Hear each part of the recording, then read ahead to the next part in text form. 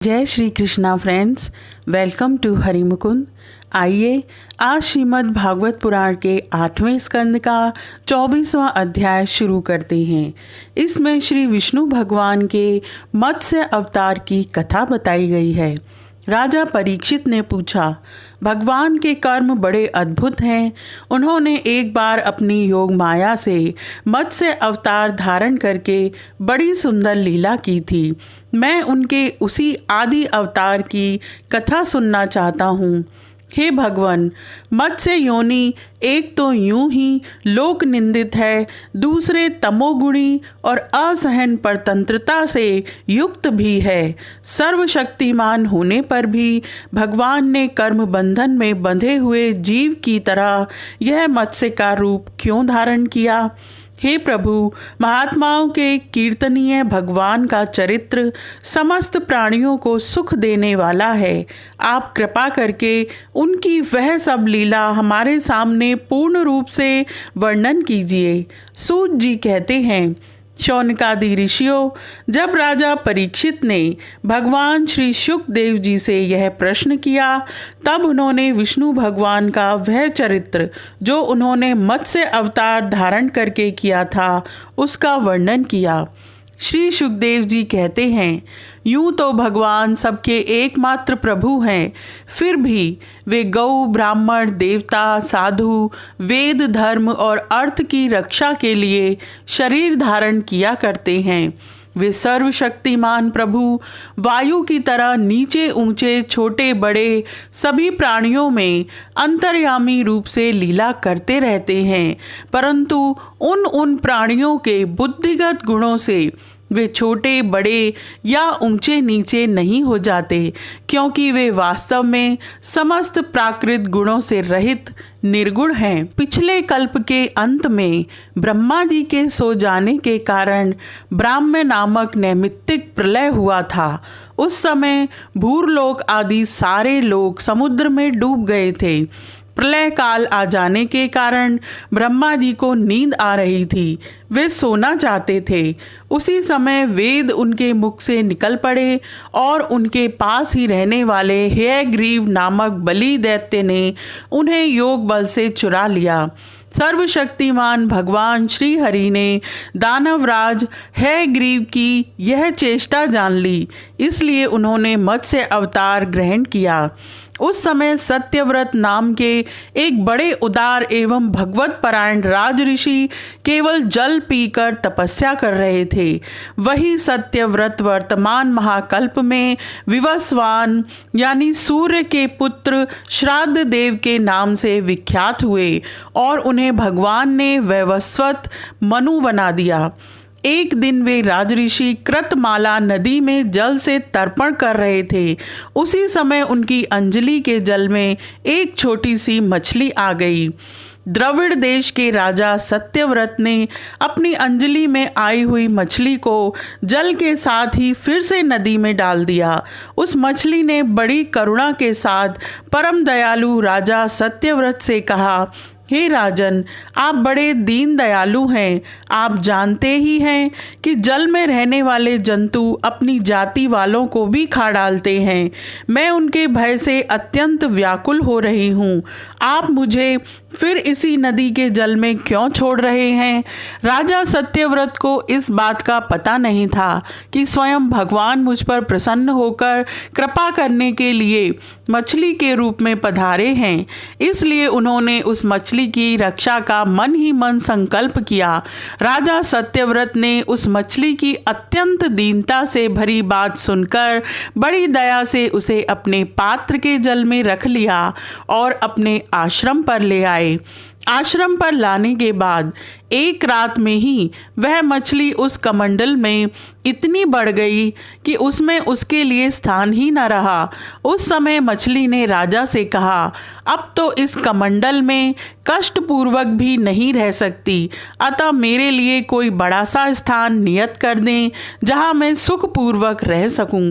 राजा सत्यव्रत ने मछली को कमंडल से निकालकर एक बहुत बड़े पानी के मटके में रख दिया, परंतु वहां डालने पर वह मछली 2 ही घड़ी में 3 हाथ बढ़ गई।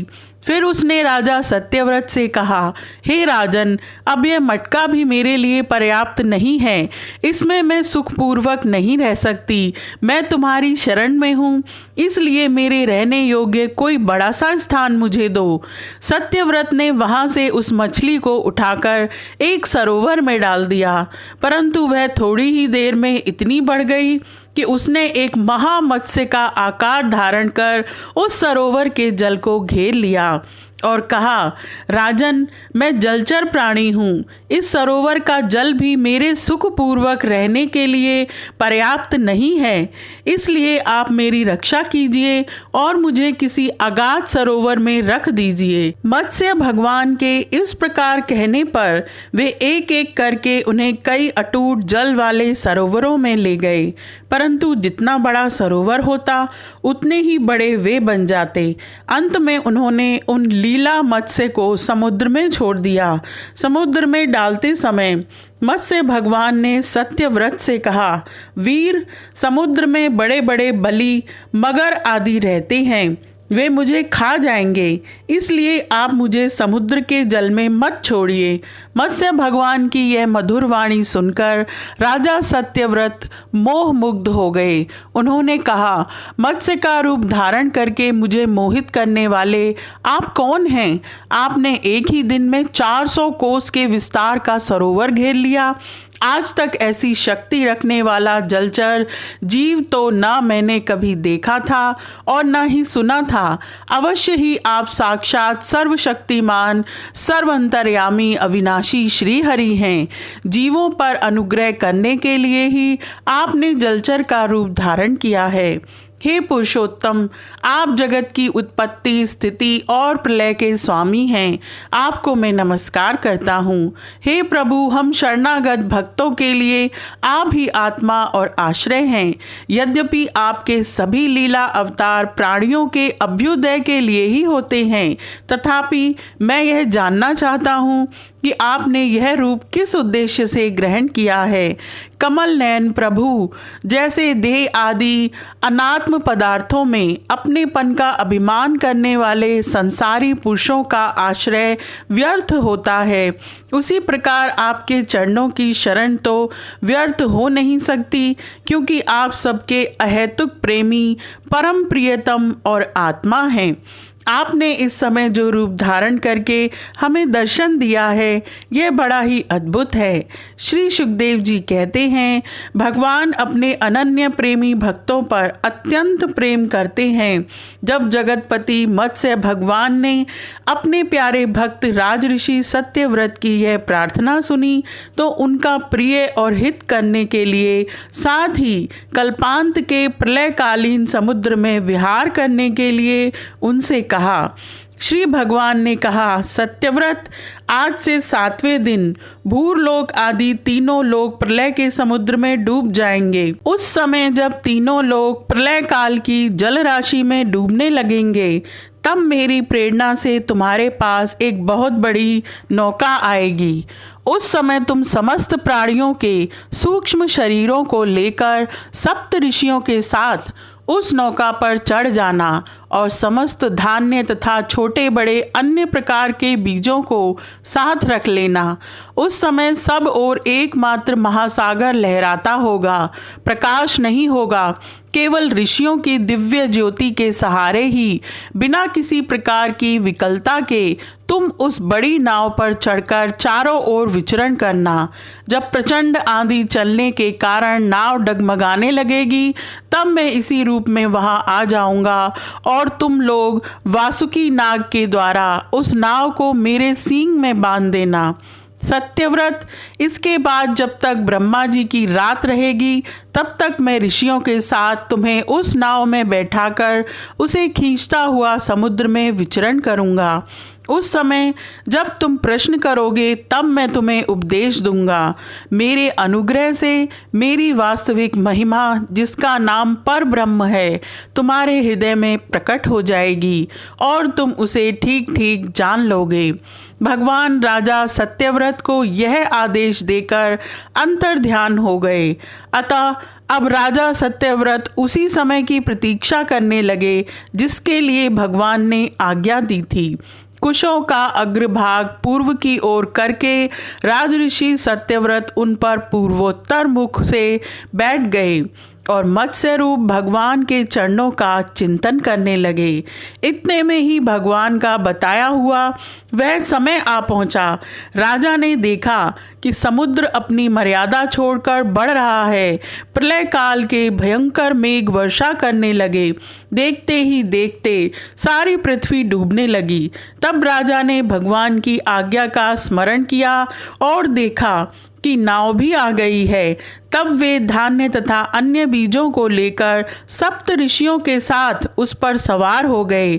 सप्त ऋषियों ने बड़े प्रेम से राजा सत्यव्रत से कहा, हे राजन, तुम भगवान का ध्यान करो, वे ही हमें इस संकट से बचाएंगे और हमारा कल्याण करेंगे। उनकी आज्ञा से राजा ने भगवान का ध्यान किया। उसी समय उस महान समुद्र में मत्स्य के रूप में भगवान प्रकट हुए। मत्स्य भगवान का शरीर सोने के समान दैदीप्यमान था और शरीर का विस्तार था 4 लाख कोस। उनके शरीर में एक बड़ा भारी सींग भी था। भगवान ने पहले जैसी आज्ञा दी थी उसके अनुसार वह नौका वासुकी नाग के द्वारा भगवान के सींग में बांध दी गई और राजा सत्यव्रत ने प्रसन्न होकर भगवान की स्तुति की। राजा सत्यव्रत ने कहा, हे प्रभु, संसार के जीवों का आत्मज्ञान अनादि अविद्या से ढक गया है। इसी कारण वे संसार के अनेकानेक क्लेशों के भार से पीड़ित हो रहे हैं। जब अनायास ही आपके अनुग्रह से वे आपकी शरण में पहुंच जाते हैं तब आपको प्राप्त कर लेते हैं। इसलिए हमें बंधन से छुड़ाकर वास्तविक मुक्ति देने वाले परम गुरु आप ही हैं। यह जीव अज्ञानी है, अपने ही कर्मों से बंधा हुआ है। वह सुख की इच्छा से दुखप्रद कर्मों का अनुष्ठान करता है। जिनकी सेवा से उसका यह अज्ञान नष्ट हो जाता है, वे ही मेरे परम गुरु आप मेरे हृदय की गांठ काट दें। जैसे अग्नि में तपाने से सोने चांदी के मल दूर हो जाते हैं और उनका सच्चा स्वरूप निखर आता है, वैसे ही आपकी सेवा से जीव अपने अंतःकरण का अज्ञान रूप मल त्याग देता है और अपने वास्तविक स्वरूप में स्थित हो जाता है। आप सर्वशक्तिमान अविनाशी प्रभु ही हमारे गुरुजनों के भी परम गुरु हैं, अतः आप ही हमारे भी गुरु बने। जितने भी देवता, गुरु और संसार के दूसरे जीव हैं, वे सब यदि स्वतंत्र रूप से एक साथ मिलकर भी कृपा करें तो आपकी कृपा के 10,000वें अंश के अंश की भी बराबरी नहीं कर सकते। हे प्रभु, आप ही सर्वशक्तिमान हैं। मैं आपकी शरण ग्रहण करता हूँ। जैसे कोई अंधा अंधे को ही अपना पथ प्रदर्शक बना ले, वैसे ही अज्ञानी जीव अज्ञानी को ही अपना गुरु बनाते हैं। आप सूर्य के समान स्वयं प्रकाश और समस्त इंद्रियों के प्रेरक हैं। हम आत्म तत्व के जिज्ञासु आपको ही गुरु के रूप में वरण करते हैं। अज्ञानी मनुष्य अज्ञानियों को जिस ज्ञान का उपदेश करता है वह तो अज्ञान ही है। उसके द्वारा संसार रूप घोर अंधकार की अधिकाधिक प्राप्ति होती है, परंतु आप तो उस अविनाशी और अमोघ ज्ञान का उपदेश करते हैं जिससे मनुष्य अनायास ही अपने वास्तविक स्वरूप को प्राप्त कर लेता है। आप सारे लोक के प्रियतम ईश्वर और आत्मा हैं। गुरु उसके द्वारा प्राप्त होने वाला ज्ञान और अभीष्ट की सिद्धि भी आपका ही स्वरूप है। फिर भी कामनाओं के बंधन में जकड़े जाकर लोग अंधे हो रहे हैं। उन्हें इस बात का पता ही नहीं है कि आप उनके हृदय में ही विराजमान हैं। आप देवताओं के भी आराध्य देव परम पूजनीय परमेश्वर हैं। मैं आपसे ज्ञान प्राप्त करने के लिए आपकी शरण में आया हूँ। हे भगवान, आप परमार्थ को प्रकाशित करने वाली अपनी वाणी के द्वारा मेरे हृदय की ग्रंथि काट डालिए और अपने स्वरूप को प्रकाशित कीजिए। श्री सुखदेव जी कहते हैं, परीक्षित, जब राजा सत्यव्रत ने इस प्रकार प्रार्थना की तब मत्स्य रूपधारी पुरुषोत्तम भगवान ने प्रलय के समुद्र में विहार करते उन्हें आत्म तत्व का उपदेश किया। भगवान ने राजऋषि सत्यव्रत को अपने स्वरूप के संपूर्ण रहस्य का वर्णन करते हुए ज्ञान, भक्ति और कर्मयोग से परिपूर्ण दिव्य पुराण का उपदेश किया, जिसको मत्स्य पुराण कहते हैं। सत्यव्रत ने ऋषियों के साथ नाव में बैठे हुए ही संदेह रहित होकर भगवान के द्वारा उपदिष्ट सनातन ब्रह्म स्वरूप आत्म तत्व का श्रवण किया। इसके बाद जब पिछले प्रलय का अंत हो गया और ब्रह्मा जी की नींद टूटी, तब भगवान ने हयग्रीव असुरों को मारकर उससे वेद छीन लिए और ब्रह्मा जी को दे दिए। भगवान की कृपा से राजा सत्यव्रत ज्ञान और विज्ञान से संयुक्त होकर इस कल्प में वैवस्वत मनु हुए।